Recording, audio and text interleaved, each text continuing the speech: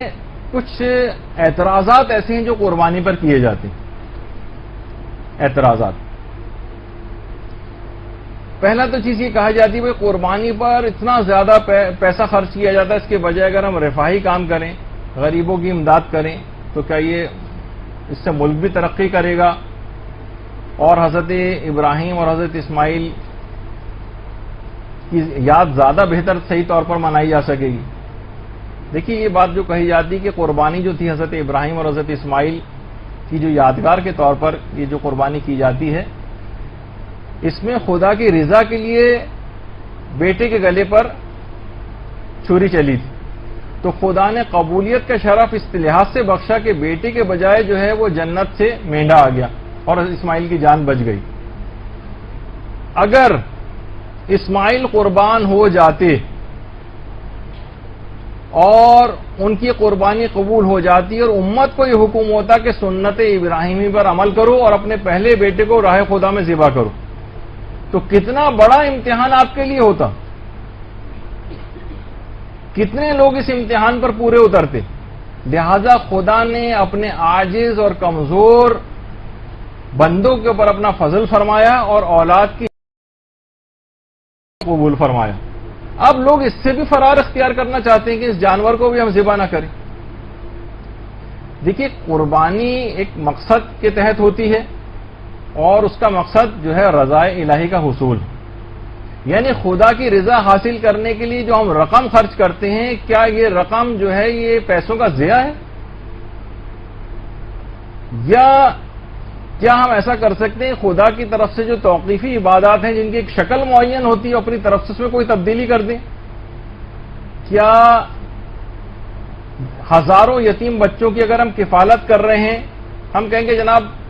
ایک فرض نماز کو ہم ترک کر دیں، اس کی جگہ پہ ہم 1000 یتیموں کی کفالت کریں گے، تو کیا یہ اس کے برابر ہو جائے گا؟ کیا ہزاروں بیواؤں کی کفالت کرنے سے ہم یہ کہیں اس کے مقابلے میں ایک واجب روزہ چھوڑیں گے اور اس کی جگہ 1000 بیواؤں کی کفالت کریں گے، تو کیا یہ چیز اس کے برابر قرار پا جائے گی؟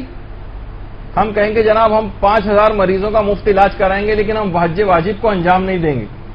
تو یہ بات یاد رکھ لیجئے کہ اس طرح کی جو بھی رفائی کام ہیں یہ عید کی قربانی کا نعم البدل نہیں قرار پا سکتے. اور دیکھیے ابھی جس سے پہلے بھی میں نے آپ کی خدمت میں پیش کیا تھا کہ عید کی جو قربانی کا استحباب جو ہے یہ پیغمبر اسلام کی سیرت متواترہ سے ثابت ہے. مدینے میں پیغمبر نے ہجرت کے بعد 10 سال گزارے اور اس میں ایک سال بھی ایسا نہیں گزرا کہ پیغمبر نے قربانی نہ کی، ایک سال بھی. حتیٰ کہ ایک سال تو درپیش ہو گیا تھا پیغمبر کو کہ اسی میں بقرہ عید آ گئی تھی، تو اس میں بھی پیغمبر نے قربانی کا اہتمام فرمایا تھا. اور جو آخری حج ہے اس میں تو پیغمبر نے 100 اونٹوں کی قربانی کی تھی اور امیر المومنین علیہ الصلوۃ والسلام کو باقاعدہ اللہم صلی علی محمد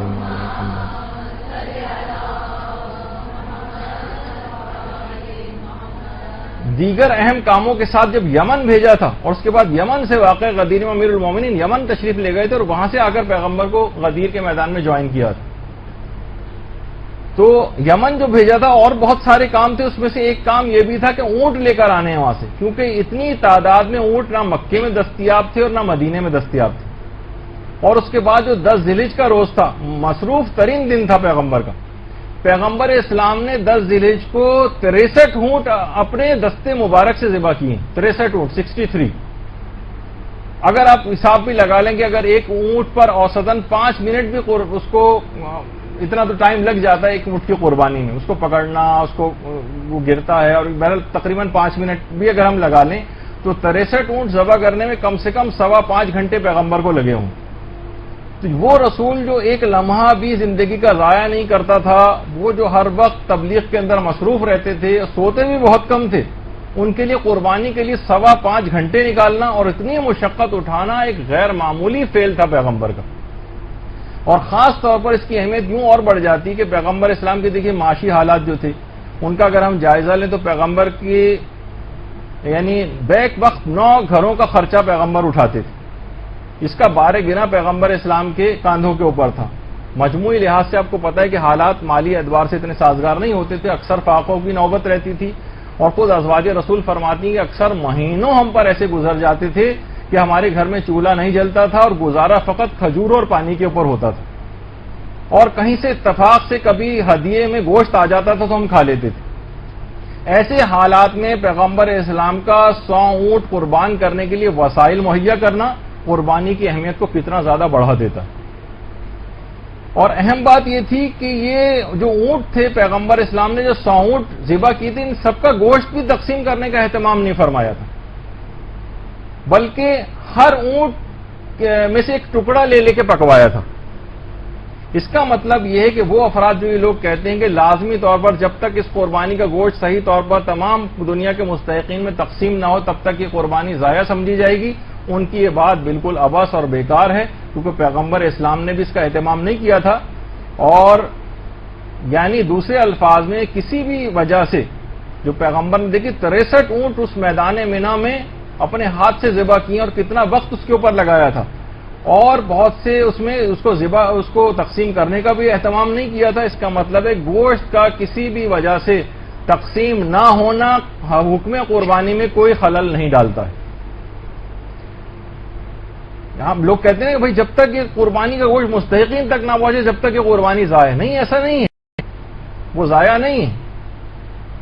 اس سے حکم قربانی پہ کوئی فرق نہیں پڑتا، اس سے کوئی اس کی اہمیت کم نہیں ہوتی۔ اس کی وجہ خود پروردگار عالم نے قرآن میں یہ بات فرما دی ہے کہ ہم تک نہ تو اس کا گوشت پہنچتا ہے نہ خون پہنچتا ہے، صرف تقویٰ پہنچتا ہے۔ یعنی پروردگار عالم کو اس کے گوشت کی تقسیم سے اتنا غرض نہیں ہے، وہ آپ کی نیتیں دیکھتا ہے، آپ کا خلوص دیکھتا ہے، اور کس ارادے سے آپ نے کیا ہے اس کو دیکھتا ہے۔ تقویٰ آپ اس کے نتیجے میں حاصل ہوا یا نہیں ہوا، اس کی طرف اس کی نگاہ ہوتی ہے۔ اور مدد تو اس میں خود بخود ضمنی طور پر آ ہی جاتی ہیں۔ اور کچھ احمق تو یہاں تک ہیں جنہوں نے یہاں تک لکھ دیا ہے، میں ان کے نام بھی نہیں لوں گا، کہ قربانی کی رسم وہ کہتے ہیں کہ یہ بے فائدہ ہے اور یہ وحشی قوموں میں ہوا کرتی تھی، سوائے اب تو کسی بھی قوم میں باقی نہیں رہی ہے، سوائے ایک مسلمانوں میں اب یہ صرف باقی رہ گئی۔ اور وہ یہ کہتے ہیں جو بکرے اور جانور کی گردن پہ جو چھری چلتی ہے یہ سب مال ضائع ہو جاتا ہے، اس کا نہ کوئی عقلی فائدہ ہے اور نہ ہی اس کا کوئی مادی فائدہ ہے۔ جبکہ دیکھیے خود قرآن اس رسم کے متعلق کیا کہہ رہا ہے، لکم فیہا خیرن، اس میں تمہارے لیے سراسر بھلائی اور خیر ہے۔ اور یہ حضرات یہ کہتے ہیں کہ نہیں، اس کے اندر کوئی خیر اور بھلائی نہیں ہے۔ تو اور ہماری جن کو میں کہہ رہا ہوں کہ سو کالڈ انٹیلیکچوئلز جو ہیں وہ کہتے ہیں یہ ایک فضول اور مصرفانہ رسم ہے، فضول خرچی۔ اب خود آپ بتائیے کون احمق اس رسم کو احمقانہ کہہ سکتا ہے کہ اس کے خود اقتصادی اور معاشی فائدے، جیسے آپ کہہ رہے ہیں نا کہ اس کو بہتر ہوتا کہ ان پیسوں کو جو ہے کسی اور معاشی اس میں ترقی میں لگایا جاتا ہے، خود معاشی اور اقتصادی فائدے اس میں اتنے زیادہ ہیں۔ کتنے غریب ایسے ہیں جن کی مہینوں وہ گوشت کھاتے رہتے ہیں جبکہ عام حالات میں ان کو یہ گوشت کھانا نصیب نہیں ہوتا۔ کیا یہ آپ کے نزدیک اصول معیشت کے خلاف بات ہے؟ لاکھوں انسان ایسے ہیں جو باقاعدہ غلہ بانی کے اندر سال بھر جانور پالتے ہیں اور یہ ان کی روزی روٹی کا ایک بہت بڑا ذریعہ ہے۔ کیا ان سب کو آپ کی بات کہہ کے ہم بے روزگار کر دیں اور ان سب بے روزگاروں کو روزگار مہیا کرنا ہم یہ کہیں گے کہ یہ عبث ایک چیز ہے؟ یہ تمام افراد کتنے زیادہ اس کے اندر کتنے لوگوں کا روزگار اس سے وابستہ ہے، خود اصول معیشت کے مطابق ہے۔ کتنے ایسے قصائی ہیں، لاکھوں افراد ایسے ہیں کہ جو جانور ذبح کرتے ہیں ان کو ان کی اجرت مل جاتی ہے، کتنے لوگوں کی جاب اس طرح سے۔ اس کے نتیجے میں جو کھال ہوتی ہے پوری دنیا میں کتنی گارمنٹس کے لوگوں کا، اس سے جو گارمنٹس کے جو لیدر کے جو کپڑے سیے جاتے ہیں اور پوری دنیا میں ایک بہت بڑا جو ہے کام اس کے اوپر ہوتا ہے، کتنے لوگوں کا روزگار اس سے وابستہ ہے، کتنی چیریٹی کی آرگنائزیشن انہی کھالوں اور ان کے اوپر جو ہے وہ چل رہی ہیں۔ تو اس کے بے پناہ اقتصادی اور معاشی فائدے بھی ہیں۔ اور حیرت ہے کہ ان افراد کو جو بھی اس قسم کے کہ معترضین کی ایک بہت بڑی انٹیلیکچوئلس کی ایک تعداد ٹی وی کے اوپر بھی آنے لگی ہے اور کتابیں بھی بہت لوگ لکھنے لگے اور لوگ ان سے مروب اور متاثر بھی ہوتے ہیں ان کی چرب زبانی سے۔ وہ کہتے ہیں جناب، بلکہ ان کو یہ کہتے ہیں کہ ان کو صرف اور صرف انہی جب عبادات کی باری آتی ہے تو یہ ان کو صرف اسی وقت یہ تمام چیزیں یاد آتی ہیں کہ جناب ان کے بجائے بینکوں کا قیام کیا جائے اور قومی اداروں میں رقم لگائی جائے، اور یتیموں اور بیواؤں کا کام غالباً وہ سمجھتے ہیں کہ موقوف اسی پر ہی ہے، رکا پڑا ہے اس پر، ادھر یہ قربانی بند ہوگی اور ادھر فوری طور پر یہ قومی ادارے فوری طور پر کھل جائیں گے اور روپیہ ان کے اوپر گویا برسنا شروع ہو جائے گا۔ تو بہرحال یہ افراد کہتے ہیں کہ ہم ان سے کہتے ہیں کہ ان کو یہ اور چیزیں جو اسراف کی ہیں ان کے اوپر کیوں ان کا دماغ نہیں ہوتا؟ یہ کہیں کہ جناب یہ جو سینما ہال بنے ہوئے اس پہ لوگ اتنا زیادہ پیسہ خرچ جا کر کرتے ہیں، ان سب کو بند کر دیا جائے، اس سے فلاں رفائی ادارے کھولے جائیں، یہ کبھی اس بات کو نہیں کہیں گے. یہ ہمیشہ جتنی بھی اسلامی عبادت ہوں گی ان کے متعلق ڈھونڈ کر یہ بات لے کر آئیں گے. تو اور یہ ابھی اگر آپ ان کی یہ بات مان لیں گے نا تو اس کے بعد یہ اگلا جو ہے فوری طور پر کہیں گے کہ حج بھی جو یہ بے فائدہ ہے، اس کے اوپر بہت زیادہ اربوں روپے خرچ ہو رہا ہے، کیوں نہ اس سے بینک کھولے جائیں، کیوں نہ ان سے رفائی کام کیے جائیں. جیسے وہ ہے نا کہ ایک صاحب نے اعتراض کیا تھا ایک سگریٹ پینے والے پر کہ تم یہ 50 سال سے جو چین اسموکر اور سگریٹ پی رہے ہو، اگر تم 50 سال تک یہ سگریٹ نہ پی رہے ہوتے تو آج یہ سامنے والا پلازا جو ہے تمہارا ہوتا، تم نے اتنا پیسہ خرچ کیا ہے. تو سگریٹ پینے والے نے کہا، اب اس کی ہم تائید نہیں کر رہے سگریٹ کی، لیکن اس نے جو بات سمجھانی چاہیے کہ تم تو 50 سال سے سگریٹ نہیں پی رہے ہو نا، تمہارے پاس کتنے پلازا ہیں. تو مقصد کہنے کا یہ ہے کہ یہ تمام افراد ان کا کام فقط اور فقط زبان طعن و اعتراض جو ہے اپنی دراز کرنا ہوتا ہے